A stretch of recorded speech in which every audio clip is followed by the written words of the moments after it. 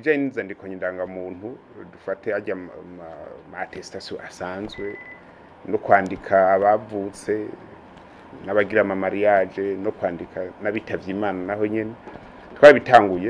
twabitanguye mu makomine 11 kandi ubu biriko biragenda neza twumvikanye ko mu ndwiza ntidukorere ku maraporo ivyo nako ndavuga ndukore ku maraporo yanditse gusa abazoca bajayo abo muri abaserukira ishirahamwe PNUD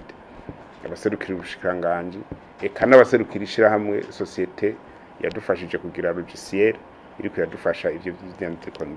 ndangamuntu hajya ama attestation atandukanye kandi twasanze biko bigenda neza kiretse gusa ko hari kibazo kimwe twasanze henshi dukoresha bijya bita connection kugira uje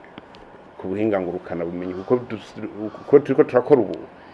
muri ayo makomine novuga pilote twatanguriyeko ni kuvuga ko umuntu bamwanditse muri etat civil Bujumbura ashaka tubibona ni kuvuga nta kwihenda kujamwo uwo bafuse yitavye Imana uko nyene mariage bayi uko nyene tubibona kuri uwo mwanya nyene rero ico twabonye nuko